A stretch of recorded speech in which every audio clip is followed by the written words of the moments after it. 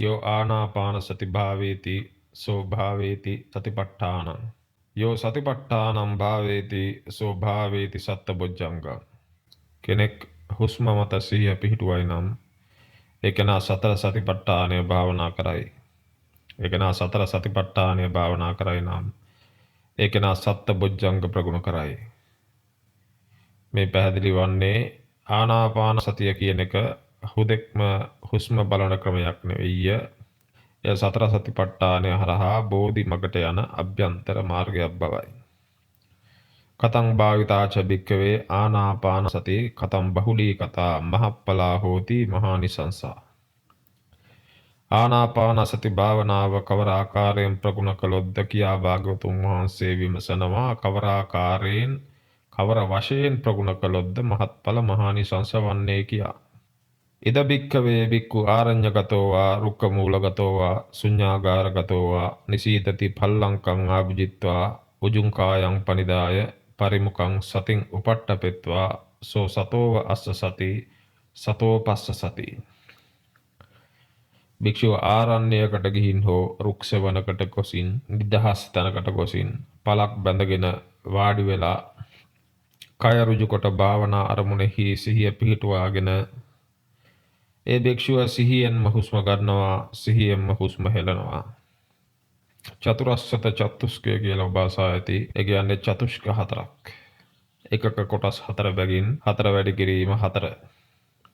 ආනාපාන සති සූත්‍රයේ තියෙන මේ කොටස් 16 තමයි. මුලාවම සිතයි කියලා භාග්‍යවතුන් වහන්සේ වදාරනවා. එසේනම් මෙම මුලාව ගොඩනගන්නේ කෙසේද? එය ගොඩනගෙන ක්‍රියාවලිය කුමක්ද කියලා විමසා බැලිය යුතුයි. පාලි භාෂාවෙන් මෙම ක්‍රියාවලියට කියන නම තමයි සංකාර කියලා. සංකාරය anu සකස් කිරීම, ගොඩනැගීම, නිර්මාණය කිරීම යන අර්ථයෙන්. මෙම මුලාව නිර්මාණය ස්තර 3කින් ක්‍රියාත්මක වනවා, ගොරෝසු මට්ටමේ සිට සියුම් මට්ටම දක්වා. ආනාපාන සතිය යනු මෙම නිර්මාණ ස්තර 3ම ක්‍රියානුකූලව අක්‍රිය කිරීමේ විද්‍යාවට කියන තවත් නමක්.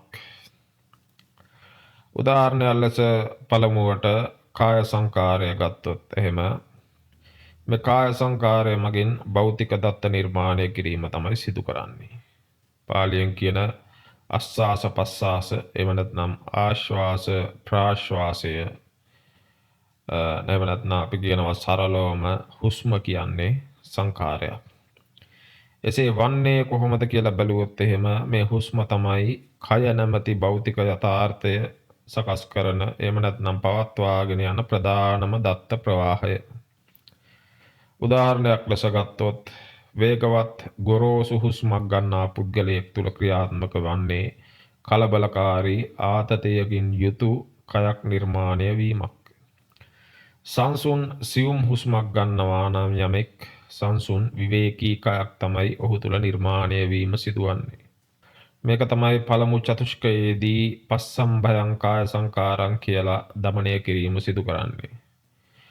භෞතික දත්ත නිර්මාණය කිරීම, සංසුන් කිරීම, මුලා යන්ත්‍රණය කියලා කියන්නේ මුලාවටපත් කිරීමේ යාන්ත්‍රණයට පළමු සහ ගොරෝසුම ස්තරය තමයි අපි අක්‍රිය කරන්නේ ඒ මාර්ගයෙන්.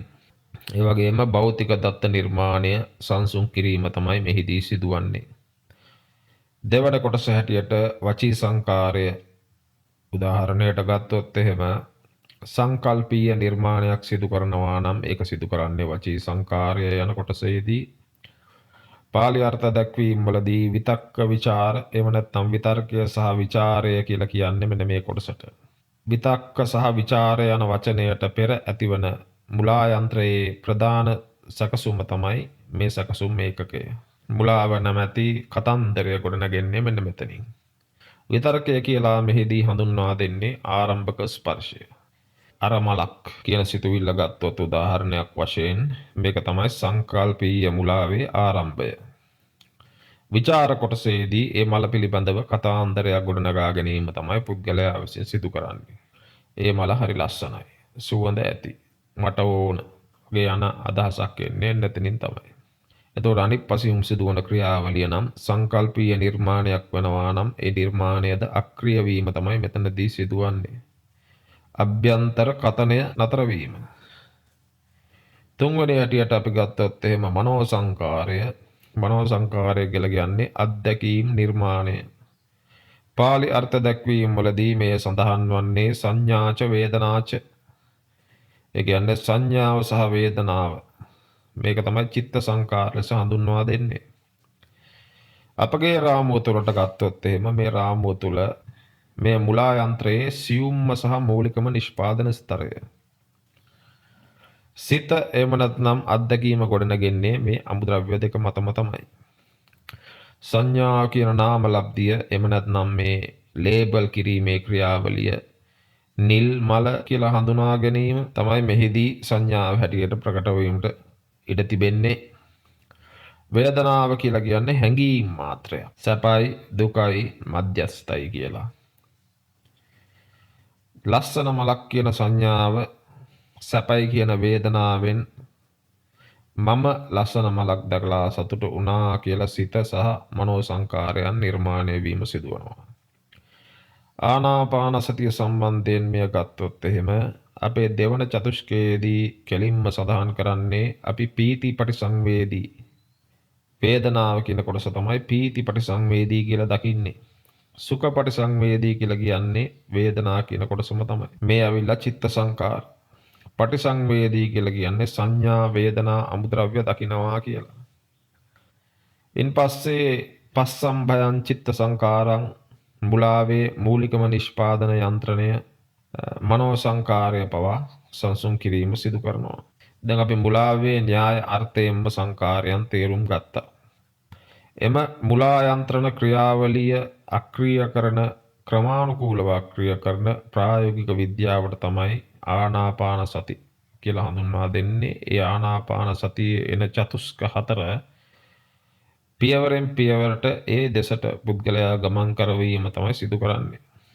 භාගතුන් වහන්සේ විසින් සිත නැමැති මේ සංකීර්ණ යාන්ත්‍රණය තේරුම් ගැනීමට සහ එය අලුත් වැඩියා කිරීමට පෙර එය රඳා පවතින භූමිය හෙවත් කය පිළිබඳ යථාර්ථය දකින ලෙස දේශනා කරන්නේ ඊටා ගැඹුරු හේතුවක් තියාගෙන තමයි.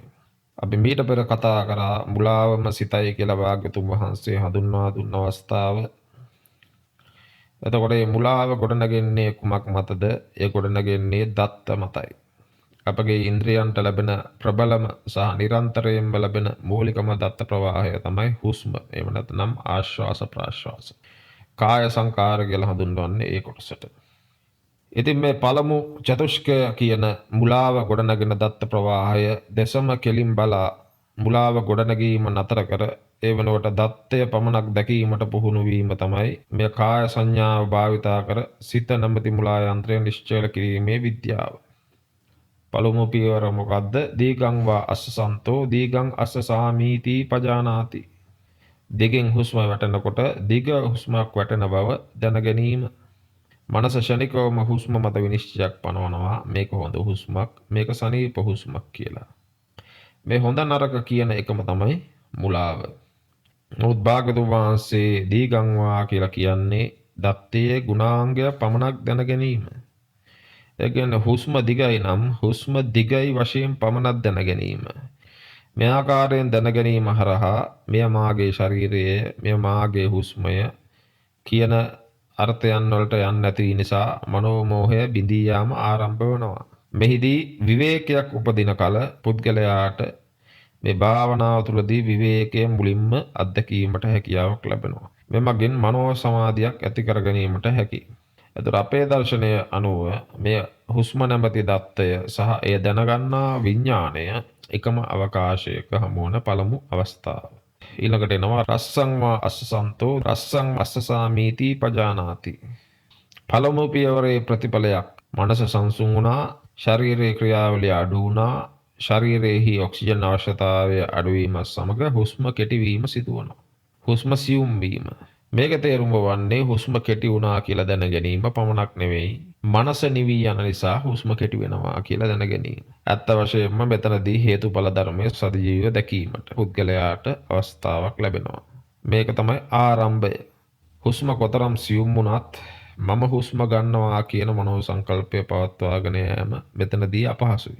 මෙතනදී හුස්ම මනස දැකීම යන ත්‍රිත්වය එකම ෂණයක ක්‍රියාත්මක වන බවට පැහැදිලි බවක් පුද්ගලයා තුළ ප්‍රකට වනවා.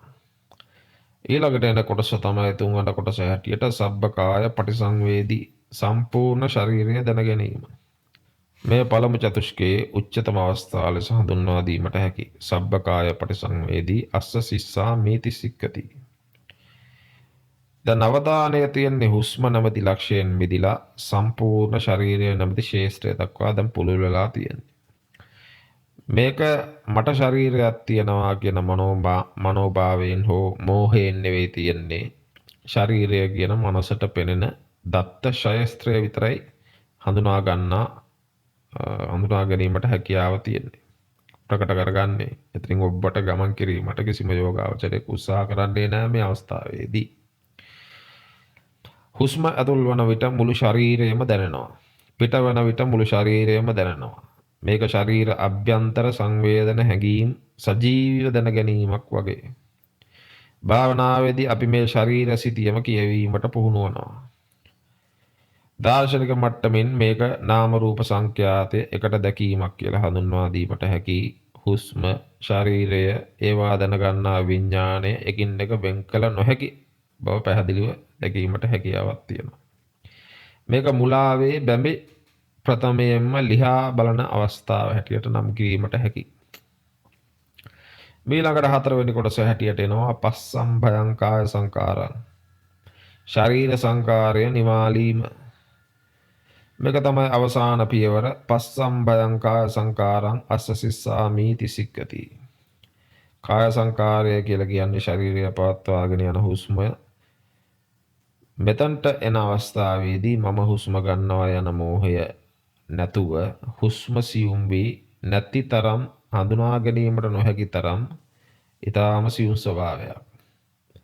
මේක නිවීම නෙවෙයි, නිවී යන ක්‍රියාවලිය දැකීම. මනස ක්‍රියාත්මක වීමට අවශ්‍ය ඉන්ධන මොනවාද? හුස්ම නවතිනවා. ඉන්ධන නැති තැන මනසද නැවතී යනවා.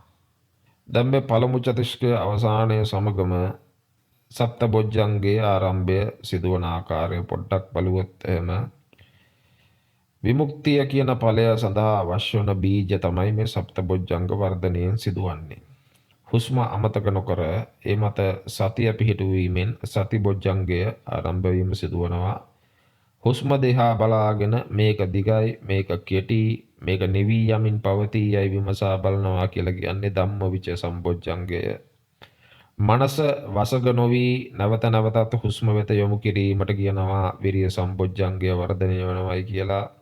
මනස ශුද්ධ වූ විට උපදින නිරාමිස සතුටට තමයි පීති සම්බොජ්ජංගය වර්ධනය වීම කියලා කියන්නේ.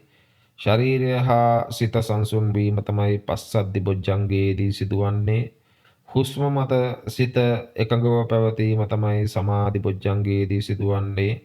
මේ සියල්ල ලෙස ඇලීමකින් තොරව මේ මෙසේ සිදුවන තරණතාවයක් යයි කියලා බලාගෙන සිටින්නා වූ යමෙක් වේ නම් ඔහු තුළ උපේක්ඛා බොජ්ජංගය වර්ධනය වීම සිදුවනවා ඇති.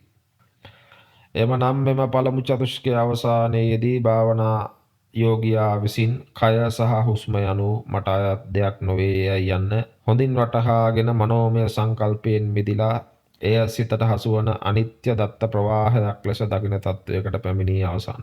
යමෙක් භාවනාවට වාඩි වුණා නම් මේ පළමු චතුෂ්කය හොඳින් වටහා ගත්තයින් පස්සේ පමණක් දෙවන චතුෂ්කය දිහාවට හැරිය යුතුයි. කොටස් වශයෙන් මේ පියවර වශයෙන් භාග්‍යවතුන් වහන්සේ වදාරා ඇති මේ ආනාපාන සති පබ්බය හොඳින් වටහා ගැනීමෙන් ඊතා විශාල වූ ඥාන දර්ශන සහිතව ධානය සහිතව මේ මාර්ගය අවසන් කිරීමට පුද්ගලයාට අවස්ථාවක් ලැබෙන වාසයේම පුද්ගලයාට මෙහි ඇති ගැඹුර ආනාපාන සති පබ්බය කියන්නේ ඊටාම ගැඹුරු භාවනා කමඨහනක් වගේම ඊටාම ගැඹුරු ධර්මතාවයන් තමා තුළින්ම අවබෝධ කර ගැනීමට හැකියාවක් තියෙන එකම මාර්ගයක්. එතකොට දේශනාවේ දෙවන අධීරදියාවට බැලුවොත් එහෙම මුලින් කායානුපස්සනාව වශයෙන් පළමු චතුස්කයේදී ඒ ආකාරයෙන් වටහාගෙන වේදනානුපස්සනාව වන එතකොට මට කියන්න අමතක වුණ දෙයක් තමයි චතුෂ්ක හතර මොනවාද? කායනුපස්සනා, වේදනානුපස්සනා, චිත්තානුපස්සනා සහ ධම්මානුපස්සනා වශයෙන් කායානුපස්සනාව තමයි පළමු චතුස්කය ලෙස අපි හඳුන්වා දුන්නේ. දෙවන අදියර වන්නේ වේදනානුපස්සනාව. වේදනානුපස්සනාවේදී මෙහිදී පැහැදිලි කරන්න උත්සාහ කරන්නේ දත්තේ ප්‍රතිඵලය නැමැති නව මුලාව. පෙර මුලාව නෙවෙයි මේ නව මුලාවක් සහ ඒ මුලාව බිඳ දැමීම. කායානුපස්සනාව තුළින් කාය සංකාරය සංසුප් කළ විට ඒ ഘോഷාකාරී යන්ත්‍රය නිශ්ශබ්ද වූ විට කුමක් සිදුවේද? ඒ නිශ්ශබ්දතාවය තුළ මෙතෙක් කල ഘോഷාවට යට වී තිබූ ඊතා සියුම් නවදත්ත ප්‍රවාහයක් මතුවී පෙනෙන්නට මේ යෝගාවචරයාට පටන් ගන්නවා. ඒ දත්ත ප්‍රවාහය තමයි වේදනාව කියලා හඳුන්වා දෙන්නේ. නමුත් මේක මේ ලෝකේ අපි දන්න රෝගී වේදනාකාරී වේදනාවක් නෙවෙයි. මේක විවේකයෙන් උපන් මුලාවෙන් තොරවීම නිසා හටගත් සුවිශේෂ දත්තයක්. දැන් මේ මුලා යන්ත්‍රය නැවත ක්‍රියාත්මක වීමට අගනා අවස්ථාවක් ලැබී තියෙන විට මුල් දත්ත මත මුලාව ගොඩනගා ගැනීමට බැරි වූ තැන විඥාණය විසින් එය වේදනා දත්ත මත නව මුලාවක් ගොඩනැගීමට සූදානම් කරනවා. මේක තමයි දෙවන චතුස්කයේදී සිදුවන වේදනානුපස්සනාව. මේ වේදනානුපස්සනාවේදී අපට කියා දෙන්නේ නව මුලාව බිඳ දමන ආකාරය. පස්වෙනි කොටස හැටියට පීති පරිසංවේදී යොදාගෙන ප්‍රීතිය දැන ගැනීම. මුලාව නම් නිරන්තරයෙන් සිතුවිලි හා කතන්දර බරෙන් නිදහස් වූ විට සිතට නිරාමිස ප්‍රීතියක් උපදිනවා. මේක සැහැල්ලුවක්, මේක උද්දාමයක් විය හැකි සමහර විට. සමහර කෙනෙක්ගේ ශරීරයේ ලොමු දැනගැන්වීමක් ලෙස හඳුන්වා දීමට හැකි. පළමු චතුස්කයේදී ස්නායු පද්ධතීන් සංසුන් වූ විට මනෝ ශාන්තියක ප්‍රතිඵලයක් ලෙස මනෝ ශාරීරික සතුටක් පෙනී යයි. මේක ප්‍රීති දත්තයක් හැටියට තමයි හඳුන්වා දෙන්නේ. නමුත් මෙයම තමයි මුලා යන්ත්‍රය බලාපොරොත්තු වෙලා සිටි අවස්ථාව. මුලා යන්ත්‍රය බලාපොරොත්තුවෙන් හිටියා පළවෙනි කොටසේදී ඔබ එතනින් ඉදිරියට යන අවස්ථාවේදී දෙවන නව මුලාවක් හටගන්නා බව හොඳින් හඳුනාගෙන ඒ හඳුනා ගන්න අවස්ථාවේදීම ෂණිකව මේ ප්‍රීති දත්තය අල්ලාගෙන නව කතන්දරයක් නිර්මාණය කිරීමට මේ මුලා යන්ත්‍රය උත්සාහ කරනවා. මේ මුලා යන්ත්‍රය ලෙස මෙහිදී හඳුන්වා දෙන්නේ විඥාණය. එතකොට විඥාණයෙන් මේ යෝගාවචරයාට ගෙනෙන දැනෙන සිතුවිල්ල තමයි පුදුම සතුටක් මට දැනෙනවා මේ භාවනාව හරියට කරනවා මගේ. මේ භාවනාව අති සාර්ථකයි කියලා යෝගාවචරයාට වැටහෙනවා නම් ඒ කියන්නේ නව මුලාවට මේ මුලා යන්ත්‍රය විසින් පුද්ගලයාව අල්ලාගෙන ඉවරයි. ඒ අනුව ප්‍රීතිය නැමැති දත්ත මත මම සහ මාගේ යන මුලාව නැවතත් ගොඩ නැගිලා තියෙනවා මේ අවස්ථාවේදී. ඒ නිසා භාගතුන් වහන්සේ වදාරන්නේ පීති අස්මී ලෙස නොවේ, පීති පටිසංවේදී ලෙසයි. සති නැමැති මුරකරුවා මෙන්න මේ ආකාරයෙන් දකිනවා. කාය සංකාරය සංසුන් වූ තැන ප්‍රීතිය නමින් නවදත්ත සම්භාරයක් පද්ධතිය තුල ජනනය වෙන පටන් ගත්තා. මම ප්‍රීතිය නැමැති දත්තය දකිමි. ඔබ ප්‍රීතිය නැමැති දත්තය දකිනවා මිස ප්‍රීතිය ඌ මම බවට පත් වෙලා නැත තවම. ඔබ නව මුලාවට සකස් වීමට ඉඩ නොදී මුලාව එතනදීම බිඳ දැමීම සිදු කරනවා. 6 වෙනි කොටසට හැටියට ඊළඟට ඔබට දැනෙන ඒක සමගාමීව සමානුපාතිකව ඔබට ලැබෙන ඊළඟ කොටස තමයි සුඛපටි සංවේදී. සැපයක් දැනෙන්න ගන්නවා. ප්‍රීතිය කියලා කියන්නේ උද්දාමයක් වගේ. ඒක ස්ථාවර ස්වභාවයක් නෙවෙයි. එම උද්දාමය සංසුන් වූ විට ඉතුරු වන්නේ ගැඹුරු ශාන්ත සුඛයක්. උපමාවකින් කිව්වොත් එහෙම ප්‍රීතිය කියන්නේ කාන්තාරයේ දිය උල්පතක් දැකීම වගේ. සුඛය කියන්නේ ඒ අසල සෙවණක හිඳ සිසිල් පන් ජලය පානය කරනවා වගේ. ප්‍රීතිය ගොරෝසු නිසා අල්ලා ගැනීම පහසුයි. නමුත් සුඛය ඊටාම සියුම්. විඥාණය නොහොත් මුලා යන්ත්‍රය මේදී තවත් සියුම් කතන්දරයක් නිර්මාණය කරනවා. මේක තමයි නියම සැනසීම. මේක තමයි අවසානය. මට මේක නැති කරගන්න බෑ කියලා හැඟීමක් ඔබට මෙන්න මේ අවස්ථාවේදී පැමිණෙනවා. මම මෙතනම ඉන්න ඕන කියලා කිව්වොත් ඔබට හිතෙනවා මේ අවස්ථාවේදී. මෙන්න මේ හට ගන්නා වූ ඉන්නම ඕන මෙතන තමයි හොඳම කියන එක තමයි සියුම්ම තණ්හාව. ඒ සියුම්ම තණ්හාව තමයි මුලාව. ඒ නිසා සති නැමැති මුරකරුවා ප්‍රීතිය නැති වී යන අනිත්‍ය ස්වභාවය දැක්කයි පස්සේ සුඛය නමින් නව දත්තයක් හට ගන්නා ආකාරය දැකීම තමයි මෙතනදී කළ යුත්තේ. ඒක ස්වාභාවිකම සතිය ඊතා වර්ධනය වෙලා ධම්මවිච සම්බොජ්ජංගය ධර්මයේ වර්ධනය වෙලා විවිධ ආකාරයෙන් සත්බොජ්ජංගයන් වර්ධනය වුණු පසු පුද්ගලයාගේ තුල ස්වාභාවිකම ක්‍රියාත්මක වීම. එතකොට සතිය මේක දකිනවා ප්‍රීති දත්තය නිරුද්ධ වුණා. දැන් සුඛ දත්තය උදා වෙලා තියෙනවා. මේද දත්තයක් පමණි. මේද මාගේ නොවේය මම නොවේය. අන්න එවිට පමණක් ඔබ සුඛයට ඇලෙන්නේ නැත. ඔබ එයද දත්තයක් ලෙස දකිනවා. මුලාවේ සියුම්ම බැම්මද ඔබ කපා දමන්නේ මෙන්න මේ අවස්ථාවේදී. ඊළඟට එන්නේ චිත්ත සංකාර පටිසංවේදී කියන එක. සිත සකස් කරන දත්තය දැන ගැනීම. කය සකස් කරන්නේ කාය සංකාර වලින් බලා අපි කතා කරා. එවනම් සිත සකස් කරන්නේ කුමකින්ද? අටුවාවල විස්තර අනුව චිත්ත සංකාරය anu වේදනා සහ සංඥා හැටියට හඳුන්වා දීලා තියෙනවා.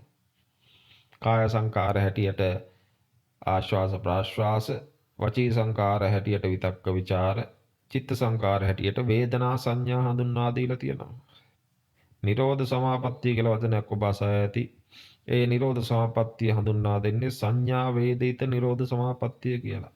පුරාණයේ Hindu බ්‍රාහ්මණයින් මේ වේදනාව පවා අවසන් කරමින් සංඥාව අවසන් කිරීමට මැලිකමක් දැක්වුවා. උන් හිතුවා සංඥාව අවසන් කළ පසු අසංජතලයක ගොස් උපත ලැබිය හැකිය කියන බයක් හුදෙක් බයක් තිබුණ උන් තුල. ඒ හේතුවෙන් පමණක් ඔවුන් නිරෝධ සමාපත්තියට සමවැදීමට නොහැකියාවක් ඇති කරගෙන හිතාමතාම නොහැකියාවක් ඇති කරගෙන සංඥාවේ එල්බගෙන සිටියා. ඒ සුඛය ආවෙන් පස්සේ එතනම තමයි නවතින්න හිතෙන්නේ ඉතින්. ඒ අනුව පෙර කතාවෙම භාගතුන් වහන්සේ කිව්වා වගේම මුලාවම සිතයි කියලා හඳුන්වා දුන්නා නම් ඒ වේදනාව සහ සංඥාව කියන්නේ මුලාව තනන අමුද්‍රව්‍ය. වේදනාව කියන්නේ සුඛ දත්තය, සංඥාව කියන්නේ සැපයි කියලා ලේබල් එකක් ගසා ගැනීම වගේ. දැන් මෙතෙක් වෙලාවක් අපි මුලාවේ නිමි බාණ්ඩ එහෙම නැත්නම් මුලාවේ ප්‍රතිඵලය බැලුවා. නමුත් දැන් සති ප්‍රථම වතාවට මුලා යාන්ත්‍රණය තුළට එබිලම බලන්න උත්සාහ කරනවා. සතිය මෙන්න මේ ආකාරයෙන් බලන්න උත්සාහ කරනවා. සුඛය නැමැති වේදනා දත්තේ එනවා. ෂණිකව සංඥාව නැමැති ලේබල් යන්ත්‍රය මගින් ඒ මත සැපයි කියලා ලේබලයක් අලවනවා වගේ. අන්න ඒ වේදනා සංඥා නැමැති අමුද්‍රව්‍ය දෙක එකතු වෙලා තමයි මුලාව නිර්මාණය වන්නේ. මේ ආකාරයෙන් යෝගාවචරයේ මුලාවේ නිර්මාණය නිෂ්පාදන ක්‍රියාවලිය දකිමින් සිටිනවා නම් ඔවුන් චිත්ත සංකාරය දකිමින් සිටිනා කියලා භාගතුන් වහන්සේ හඳුන්වා දෙනවා. පස්සම්බයං චිත්ත සංකාරං අටවෙනි කොටස හැටියට මේ අටවෙනි කොටස හත්වෙනි කොටස හයවෙනි කොටස කියලා හඳුන්වා දෙන්නේ ආනාපාන සතිය කොටස් 16 එකින් එක හඳුන්වා දීමත් තමයි මෙහිදී සිදු කරන්නේ. පස්සම්බයං චිත්ත සංකාරං සිත සකස් කරන දත්තය සංසුන් කිරීම. දැන් යෝගාවචරයා මුලාවේ අමුද්‍රව්‍ය වන වේදනාව සංඥාව හඳුනාගෙන තියෙන්නේ. ඊළඟ පියවර තමයි පස්සම්බයං චිත්ත සංකාරං. ඒ කියන්නේ මුලා යාන්ත්‍රණය විඥාණය එම අමුද්‍රව්‍ය වලින් මුලාව ගොඩනැගීම නතර කිරීම. චිත්ත සංකාර සංසුන් කරන්නේ කොහොමද කියලා අහුවොත් එහෙම ඒවාට වැඩක් නොදී සිටීමෙන් තමයි චිත්ත සංකාරය සංසුන් කිරීමට හැකියාවක් තියෙන්නේ. සතිය මෙන්න මේ ආකාරයෙන් ක්‍රියාත්මක වෙනවා. සුඛ වේදනාවක් හටගන්න බව දකිනවා. සංඥාව විසින් සැප කියා ලේබල් එකක් ගසන බව දකිනවා. ඉන්පසු සතිය එතනින් නතර වෙනවා. ඒක මුලා යාන්ත්‍රණයට එම ලේබලය අරගෙන කතන්දරයක් ගොඩනැගීමට ඉඩ නොදීමක්.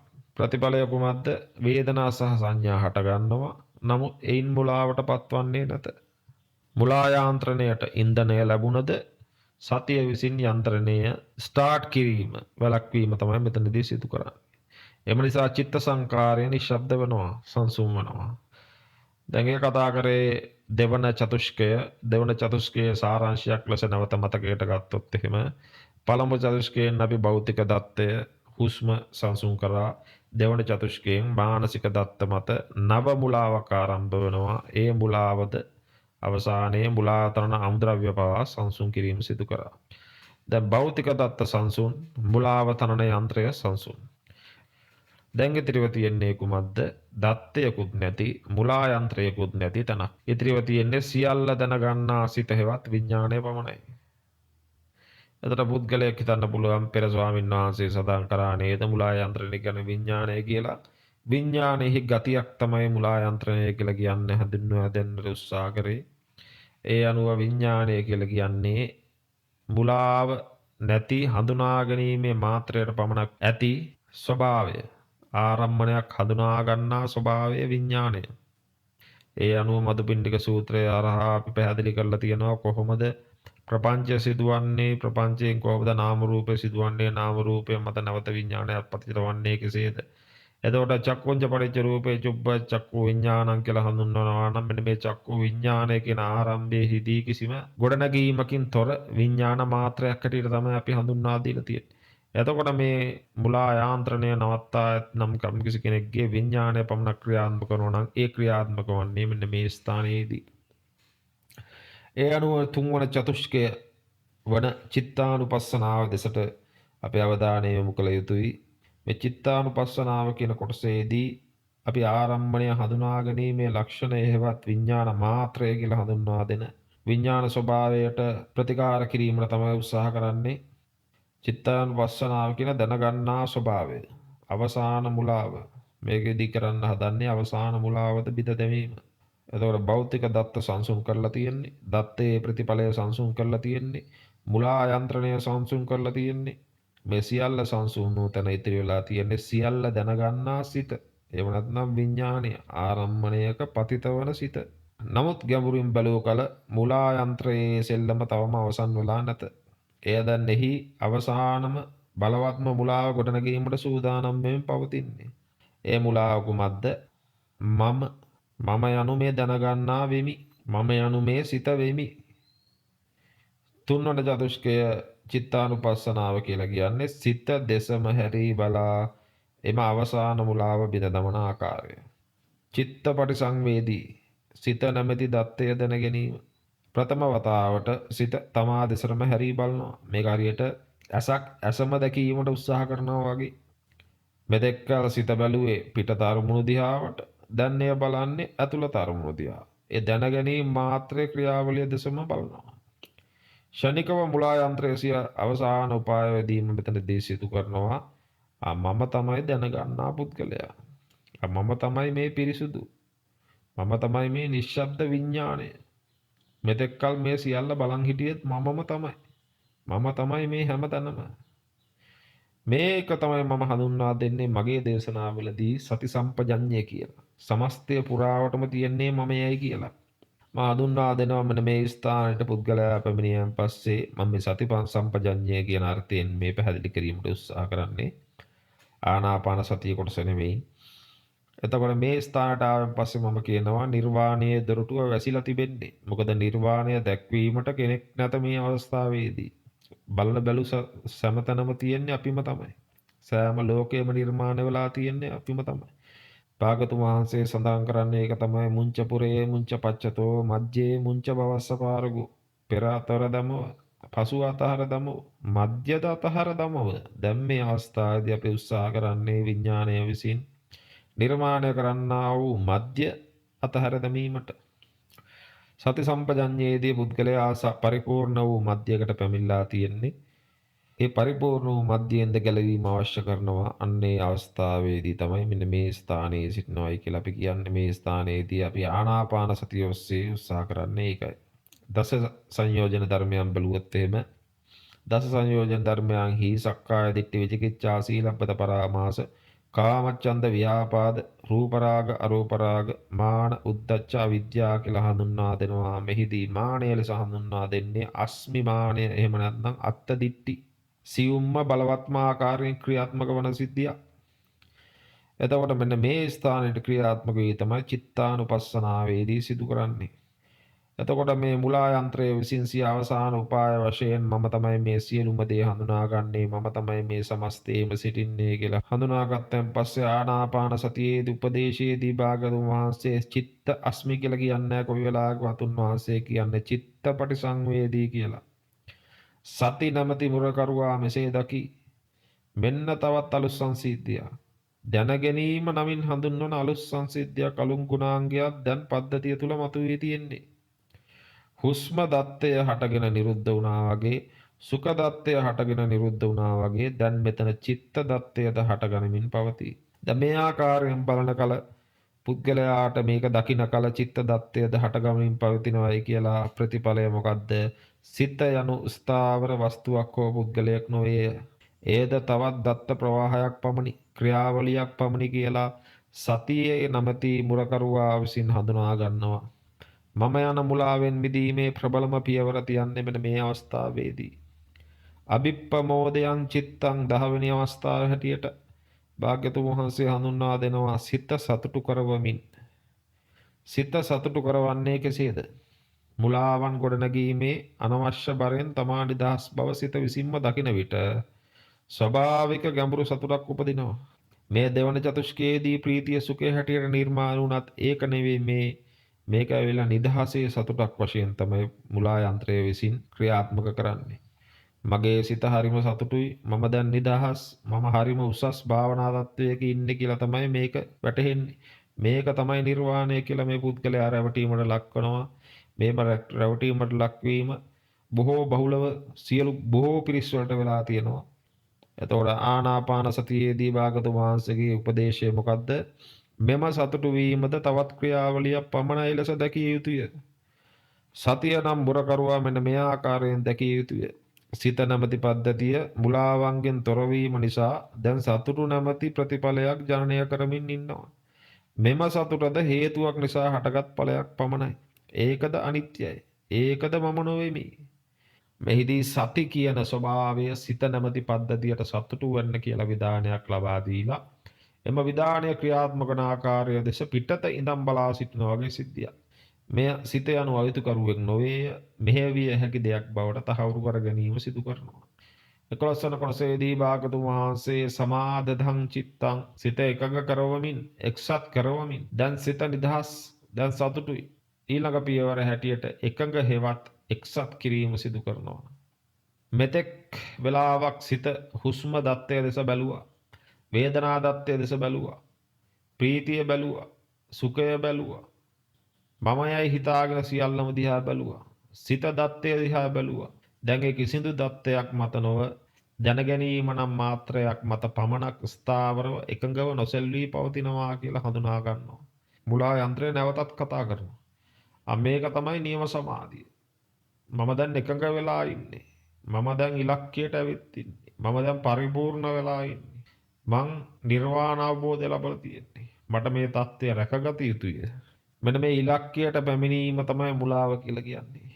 මේක මේ සමාධිය මගේ යයි යෝගාවචරයාට හිතෙන සියුම්ම තණ්හාවක්.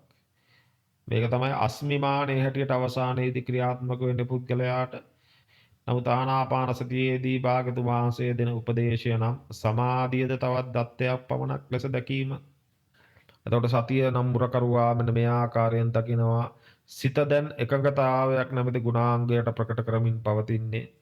නමුත් මේ එකඟතාවයද දන්නා කෙනෙක් සිටි, හඳුනා ගන්නා කෙනෙක් සිටි, දැනගන්නා කෙනෙක් සිටි. නමුත් ඒ දැනගන්නා මම නොවෙමි. සතිය විසින් සමාධිය නැමැති தত্ত্বය අත්විඳින්නෙක් බවට පත් නොවි. එය විදර්ශනාව සඳහා වේදිකාවක් හෝ මෙවලමක් ලෙස භාවිතා කිරීමට උත්සාහ කරනවා. මෙම සමාධියද මාගේ නොවේ. මේ ධර්ම මාර්ගයේ එන බොහෝ පිරිස් මේ භාවනාව කියලා හඳුන්වා දීමේදී භාවනාව මාර්ගයට අවශ්‍ය නොවේ, අත්‍යවශ්‍ය නොවේ කියමින් කියනවා. බොහෝ විට ඔබට ඇසිලා ඇති. නමුත් ඒ හැම අවස්ථාවකම ඔබ දැනගත යුතුයි භාවනාව කියලා භාගතුන් වහන්සේ හඳුන්වා දීලා තියෙන්නේ යෝනිසෝ මනසිකාරය පමණයි. මේ සෑම විටකම දැන් මේ කතා කරා කොටස් 11ක් අපි මේ කොටස් 11 පුරාවට මොකද්ද තිබුණේ? යෝනිසෝ මනසිකාරය පමණයි. එතකොට මේ යෝනිසෝ මනසිකාරය ඔස්සේ නොපැමිණ කෙනෙක් මාර්ගය වැඩුවා, මාර්ගය අවසන් කියලා කියනවා නම් ඉතින් ඒ ගැන තව දුරටත් හිතා බැලිය යුතුයි. මේ පිළිබඳ කිසිම දත්තයක් අවශ්‍ය කරන්නේ නැහැ. යෝනිසෝ මනසිකාරය කියන්නේ ආරම්භක ස්ථානය පිළිබඳ මනසිකාරය සිදු කිරීම. එතකොට මේ මනසිකාරය සිදු කරන්නේ ප්‍රාරම්භක අවස්ථාව පිළිබඳව. මේකට හේතුව මොකද්ද? මේක ඵලය බවට පත් වෙලා තියෙන ඵලයට හේතුව හම්බ වෙනවා. හේතුව තමයි දැනට ඵලය වෙලා, හේතුව තමයි දැනට අවසානය වෙලා තියෙන්නේ. නමුත් තව ටික දවසකින් තේරෙනවා හේතුවත් ඵලයක්. ඒ ඵලයට හේතුව වෙනකොට නැවතත් හේතුව හම්බ වෙනවා. ඒ හේතුව තමයි දැන් උපරිම හේතුව වෙලා තියෙන්නේ. නමුත් තව දුරටක් ගියොත් ඒ හේතුවත් තව දුරටත් ඵලයක් බවට තේරෙනවා. ඔන්න ආකාරයෙන් ගියොත් මම කියන්නේ චක්කුංච පරිච්ඡ රූපේ චුප්ප චක්කු විඥානං කියලා ඉන්නකොට චක්කුව සහ රූපය පවා හේතුව කියලා හිතාගෙන හිටියට යම් දිනක තේරෙනවා ඒකත් ඵලයක්.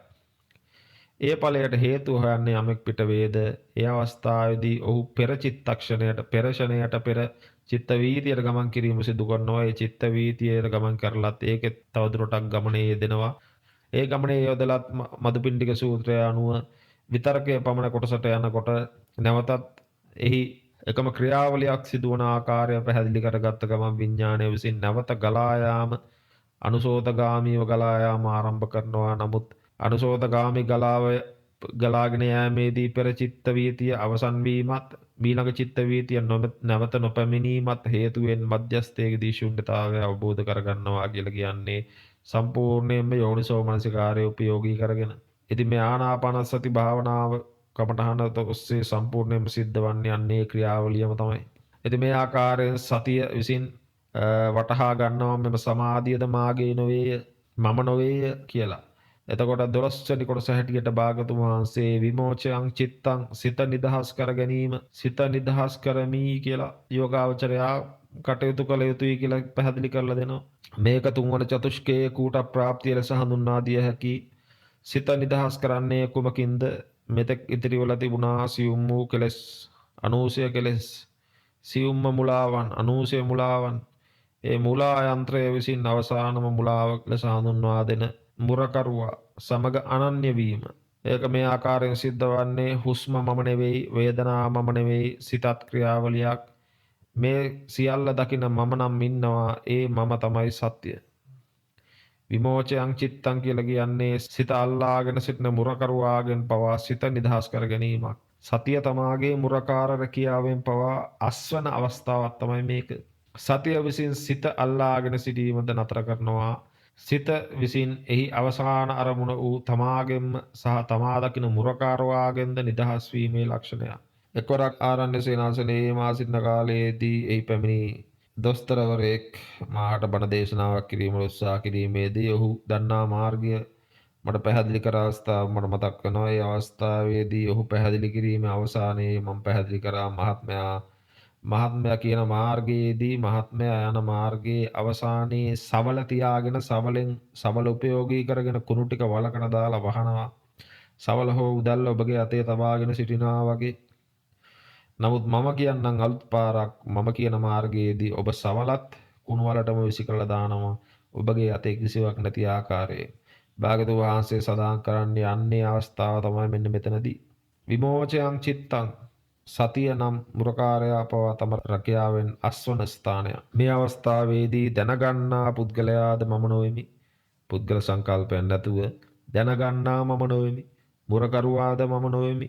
මේ සියල්ලම හේතු නිසා හටගෙන හේතු නිසා නැතිවන නිරුද්ධ වන ධර්මතා පමණි. හේතුම් පටිච්ච සම්භූතං හේතු භංගා නිරුජ්ජති කියන එක මෙන්න මෙහිදී අවබෝධ වීම සිදුවනවා යෝගාවචරයාට. දැනගන්නා සහ දකින දේ අතර තිබූ අවසාන මුලාවද මෙහිදී බිඳ වැටීම සිදුවනවා. මේ අධිරේදී මුරකරුවා අපි දැනගන්නා පුද්ගලයා ලෙසටම දැක්කා. මේ දැනගන්නා දේද දත්තයක් ලෙස දැක්කා. එහි සතුටද දත්තයක් ලෙස දැක්කා. එහි එකඟ බවද දත්තයක් ලෙස දැක්කා. අවසානයේදී දැනගන්නා දත්ත වලින් පමණක් නොව තමාගෙන්මද නිදහස් කරලා දැම්මා. මම යන අවසාන මුලාව මෙහිදී බිඳ වැටලා තියෙන්නේ. දැන් දැනගන්නෙකුත් නැති මුලාවකුත් නැති තැනක ඉතිරිව ඇත්තේ කුමක්ද? ඉතිරිව ඇත්තේ සත්‍ය පමණයි. ඒකට තමයි කියන්නේ ධර්මතා කියලා. එතකොට මේ දේශනාවේ අවසාන 4 වෙනි චතුෂ්කය හැටියට භාගතුන් වහන්සේ සඳහන් කරන්නේ ධම්මානුපස්සනාව යථාර්ථයේ නීතිය ලෙස දැකීම. සියල්ල අතහැරීම. එතකොට මේ ධම්මානුපස්සනාව කියන්නේ මුලාවෙන්තර වූ යථාර්ථයේ නියම ස්වභාවය දැකීම. දත්තය සංසුන්, මුලා යන්ත්‍රය සංසුන්. දැනගන්නාද මුලාවක් බවට අවබෝධ වෙලා අවසන්. මම නැමැති මුලාව සම්පූර්ණයෙන්ම බිඳ වැටලා තියෙන්නේ. දැනගන්නෙක් නැති තැන, මුලාවක් නැති තැන ඉතිරි වෙලා තියෙන්නේ මොකද්ද? ඉතිරි වෙලා තියෙන්නේ ධම්ම පමණයි. එනම් සංසිද්ධීන්, එහෙම නැත්නම් පිරිසුදු යථාර්ථය පමණයි. එහෙමනම් මුලාව ගොඩනගන පරිශීලකයාගේ මැදි අත්වීමකින් තොරව පද්ධතියේ මූලික නීතිය ක්‍රියාත්මක වන ආකාරය තමයි මේ අවස්ථාවේදී යෝගාවචරයාට වැටහෙන්නේ. එනම් සිව්වන චතුෂ්කය කියලා කියන්නේ මුලාවෙන්තර වූ යථාර්ථයේ මූලික නීති දෙස කෙලින්ම බැලීමක්. අනිච්චානුපස්සනාව ලෙස භාගතුන් වහන්සේ 13 වන කොටසේදී ආනාපාන සති පබ්බේදී සඳහන් කරන්නේ අනිත්‍ය නැමැති නීතිය දැකීමේ මුලාව සහ දැනගන්නා ඉවත් වූ තැන දත්තවල නියම ස්වභාවය පේන්න ගන්නවා යෝගාවචරයට. ඒ පෙනෙන පළමු නීතිය තමයි අනිච්චය කියලා කියන්නේ. මෙතෙක්කල් මුලා යන්ත්‍රයේ උත්සාහ කළේ මොකද්ද? දේවල් ස්ථීර කරගෙන මගේ සමාධි, මගේ සැපය, මගේ සිත කියලා ස්ථීර කතන්දර ගොඩාක් ගොඩනගමින් සිටියා. නමුත් දැන් යන්ත්‍රණය ක්‍රියාවිරහිතයි. දැන් පෙනෙන්නේ මුල් දත්තය සත්‍ය. ඒ දත්තය හටගනීද ෂණයකින් නිරුද්ධ වේ. යංකින්ච සමුදය ධම්මං සබ්බන්තං නිරෝධ ධම්මන්ති. මේක ස්ථීර වස්තුවක අනිත්‍ය වීමක් නෙවෙයි, අනිත්‍යතාවය නැමැති ක්‍රියාවලියෙන් පමණයි මෙතන සිදුවන්නේ කියලා වටහා ගැනීම. දාර්ශනික රාමුවෙන් කිව්වත් එහෙම මුලාව කියන්නේ නොකඩෙන ගංගාවක් වගේ පෙනෙන ස්ථීර කතන්දරයක් ගොතීමක්. නමුත් අනිච්චානුපස්සනාව කියලා කියන්නේ මුලා යන්ත්‍රය ලවා කතාන්දර ගෙතීමකින් තොරව දත්ත ප්‍රවාහය කියන ෂණිකව හටගෙන ෂණිකව නැති වෙලා යන වෙන්වෙන් දත්ත සම්භාරයක එකතුවක් බව සහ ඒ හට ගැනීම සහ නැතිවීම යන යථාර්ථය දෙස බලාගෙන සිටීමක් වගේ. ඒ අනුව 14 වෙනි කොටස ලෙස භාගතුන් වහන්සේ විරාගානුපස්සී කියලා හඳුන්වා දෙන්නේ විරාගය නැමැති නීතිය දකිමින් සිටීමේ යෝගාවචරයා කියලා. මේක අනිත්‍ය දැකීමේ ඍජු ස්වභාවයක ප්‍රතිඵලයක්. විරාග කියලා කියන්නේ රාගය වියකී යාම. මුලා යන්ත්‍රය යම් දත්තයකට ඇලෙන්නේ යයි කියලා අපි බැලුවොත් එහෙම ඒක ස්ථීරයි කියලා මුලාවක් ඇති වෙනවා. ඒක මට සැපයි කියලා මුලාවක් ඇති වෙනවා. ඒක මගේ මමය මාගේ ආත්මය කියලා හැඟීමක් තියෙන නිසා. නමුත් පියවර 13කදී අපි ස්ථීර කිසිවක් නැති බවට සාක්ෂි දරාගත්තා. සියල්ල ෂණිකව ඇති වී නැති වී යන දෙයක් බවට පැහැදිලි කරගත්තා. යෝගාවචරයා විසින් මේ අසිම්ම දුටුවා. මේ ෂණික නැති වී යන தත්ත්වයට ඇලෙන්නේ කෙසේද කියලා අකුණු සරයක් අයිති කරගන්නේ කෙසේද කියලා බැලුවොත් එහෙම එසේ කිරීමට නොහැකි. අතර සතිය මෙන්න මේ ආකාරයෙන් මේ අවබෝධය ලබා ගන්නවා. මුලා යාන්ත්‍රණය කියලා කියන්නේ ඇලීමේ යාන්ත්‍රණයක්. දැන් මේ සෑම දත්තයක්ම හටගත් සැනින්ම නැසෙන බව දැකලා තියෙනවා. යාන්ත්‍රණයේ ඇති ඇලීමේ යාන්ත්‍රණය බිඳ වැටි එය දත්තයක් අල්ලා ගැනීමටත් දික් කරනවා. එහි කිසිවක් නැති බව අවබෝධ කරගන්නවා.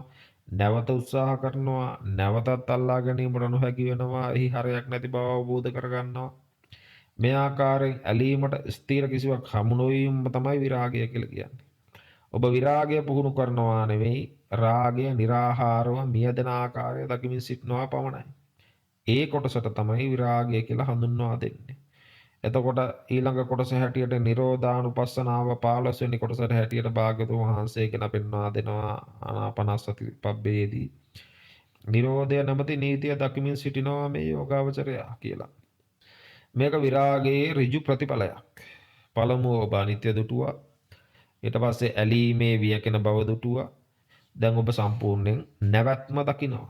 දැන් අපි දන්න දෙයක් තමයි මුලා යාන්ත්‍රණය ක්‍රියාත්මක වන්නේ ඇලීම කියලා ඉන්ධනය මත. දැන් පියවර 14කදී ඒ ඉන්ධනය කෙමෙන් බියකී ගියා. ඉන්ධන නැති වූට යාන්ත්‍රණයකට කුමක් සිදුවන්නේද? ඒක නතර වෙනවා. එතකොට මේ 15 වෙනි නිරෝධානුපස්සනාවේදී භාග්‍යවතුන් වහන්සේ සඳහන් කරන්නේ මූල යාන්ත්‍රණය සම්පූර්ණයෙන්ම නතර වන තැන නතර වන ආකාරය කෙලින්ම දකිනවාය මේ යෝගාවචරයා විසින් කියලා. මුලාවම සිතයි එසේනම් මුලාවේ නිරෝධයම සිතේ නිරෝධයයි කියලා භාග්‍යවතුන් වහන්සේ කියනවා මේ යෝගාවචරයා වටහා ගන්නවා මෙන්න මේ අවස්ථාවේදී කියලා. එතකොට මේ දුක කියන මුලා යන්ත්‍රයේ වෙහෙසකර ක්‍රියාකාරීත්වය නැති වී යනවා නම් ඒ නැති වී යාමට තමයි නිවන අත්දැකීම ලෙස භාග්‍යවතුන් වහන්සේ හඳුන්වා දෙන්නේ. සතිය මෙන්න මේ ආකාරයෙන් මේ කතාව තේරුම් ගන්නවා. ඇලීමේ යාන්ත්‍රණය බිඳ වැටලා තියෙන්නේ. මුලා යන්ත්‍රයට තවදුරටත් ඉන්ධන නැත. යන්ත්‍රයම දැන් සම්පූර්ණ නැවතීමකට ලක් වෙලා තියෙන්නේ. යන්ත්‍රයම මම ආසයෙන් දකිනවා. සකස් කිරීමේ සමස්ත ක්‍රියාවලියම නතර වෙලා තියෙන්නේ. යනාකාර විවිධාකාර වූ ඥාන දර්ශන සහිත මේ අවස්ථාවේදී යෝගාවචරයා මේ සමස්තයම අවබෝධ කරමින් සිටින අවස්ථාවේදී භාගතුන් වහන්සේ පටිනිස්සග්ගානුපස්සී සියල්ල අත්හරීම දකිමින් සිටිනවා කියලා මේ යෝගාවචරයා 16 වෙනි කොටස ආනාපාන සතිපබ්බේදී ගැන හැර පැහැදිලි කරනවා. මේක තමයි අවසානම ගැඹුරුම සියුම්ම පියවර. දැන් අත්හැරීමට තවක් කුමක් ඉතිරිව ඇද්ද? මුලා යන්ත්‍රය දැනටමත් නතර වෙලා තියෙන්නේ. ඉතිරිව තියෙන්නේ කුමක්ද? අවසානම මුලාව කියලා කියන්නේ නිරෝධයට පවා ඇලීම. මම නිරෝධය සාක්ෂාත් කළෙමි. මම නිදහස් මම නිවන් දකිමින් සිටිමි කියලා මේ අවස්ථාවේදී යෝගාචරයට වැටහෙනවා නම් පටිනිස්සග්ගානුපස්සී තමා විසින් තමා දෙසම බලා සිටින ක්‍රියාව පවා අත්හැරීම සිදු කළ යුතුය කියලා. තමාගේ රැකියාවෙන් දස්සනවා. ඔහු මාර්ගය අතහරිනවා, ඔහු ඵලය අතහරිනවා, ඔහු තමාව අතහරිනවා. තමා විසින් තමා දෙසම බලාගෙන තමාද අනිත්‍ය ධර්මයක් කියලා පාරිශුද්ධ ලෙසම පරිපූර්ණ ලෙසම අවබෝධ කර ගැනීම තමයි මෙතනදී සිදුවන්නේ. ඒ අනුව තමාද නිරුද්ධ වීමට ඉඩ හැරීම තමයි මෙතනදී සිදු කරන්නේ. ඒ අනුව සතියද එතනදී නිරුද්ධ වෙලා යනවා. එතකොට මේ මාර්ගයේදී මුරකරුවා එහෙම නැත්නම් සතිය කියන්නේ අපි මේ මුළු ක්‍රියාවලිය සඳහාම භාවිතා කළ ආයුධයක් වගේ මෙවලමක් වගේ දැන් මේ මුලා යන්ත්‍රය සම්පූර්ණයෙන්ම නැවතලා තියෙන නිසා අවසාන ක්‍රියාව නම් සවල එහෙම නැත්නම් උදැල්ල වන මේ මෙවලමද තමා විසින්ම වලට දමා වසා දැමීමයි. එය කිසිවක් නිරීක්ෂණය කිරීමට තිබූ ඇලීම පවා අත්හැරීම. ඒ කියන්නේ Nirodha දෙස වලා සිටීමද අත්හැරීමක් වනිය. මේක සම්පූර්ණ අවසාන පරිපූර්ණ පරම නිදහස් වීමක් වශයෙන් භාගතුන් වහන්සේ දේශනා අවසානයේ සඳහන් කරමින් මේ චතුෂ්ක හතරේ ගමන යනු මුලාව ක්‍රමානුකූලව බිඳ වැටීමේ විද්‍යාව ලෙස භාගතුන් වහන්සේ හඳුන්වා දෙනවා. පළමු චතුෂ්කයේදී දත්තය බිඳ දැමුවා, දෙවන චතුෂ්කයේදී මුලා යන්ත්‍රය බිඳ දැමුවා, තුන්වන චතුෂ්කයේදී මුලා යන්ත්‍රයේ ඉංජිනේරුවාද බිඳ දැමුවා. සිව්වන චතුෂ්කයේදී ඉතිරි වූ යථාර්ථය නීතිය දැක අවසානයේ බිඳ දැමීමේ ක්‍රියාවලියම අතහැර දැමුවා. එතකොට අපි මේක ආරම්භ කළේ මුලාවම සිතයි යන පදනමෙන්. අපි අවසන් කරේ සියලු මුලාවන් අත්හැරීමම සිතේ නිරෝධයයි කියන අවබෝධයෙන්. ඒවම තමයි දුකේ නිරෝධය, ඒවම තමයි පරම විමුක්තිය, ඒවම තමයි නිර්වාණය. මේ ආකාරයෙන් ආනාපාන සති භාවනාව ඊටාම ගැඹුරින් යමෙක් වඩයිද ඔවුන් පමණක් යෝනිසෝ මනසිකාරය උපයෝග කරමින් ඔවුන් පමණක් මේ මුලා යන්ත්‍රයේ පරිපූර්ණ ක්‍රියාවලිය නිවැරදි ආකාරයෙන් පියවරෙන් පියවර අවසන් කරයි. මේ අවස්ථාවේදී කිව යුතුයි මේ සියලුම භාවනාව නිවැරදි ආකාරයෙන් වඩන්නා වූ යමෙක්ට ආලෝක සංඥා ධානයන් අෂ්ට සමාපත්තීන් වැනි විවිධාකාර වූ ප්‍රතිලාභයන් ලැබීමට හැකි. ඒ ලැබෙන්නා වූ ප්‍රතිලාභයන් සියල්ලම යෝනිසෝ මනසිකාරයේ ඔස්සේ බෙදහෙළමින් අවසාන නිගමනය කරා ගමන් කිරීමට මේ යෝගාවචරය උත්සුක විය යුතුයි. ඒ වගේම මේ සෑම තැනකම තණ්හාව ක්‍රියාත්මක වේ නම්, ආසාවක් ක්‍රියාත්මක වේ නම්, ඇලීමක් ක්‍රියාත්මක වේ නම්, ඒ සෑම ක්‍රියාවක් තුළම මේම තමයි මුලා යන්ත්‍රයේ ක්‍රියාවලිය කියලා පැහැදිලි කරගෙන මේ අවසාන කරා සියලු දෙනාට පැමිණීමට ශක්තිය ධෛර්ය ලැබේවා කියලා ප්‍රාර්ථනා කරමින් මේ දේශනාව අවසන් කරනවා. සියලු දෙනාටම තෙරුවන් සරණයි.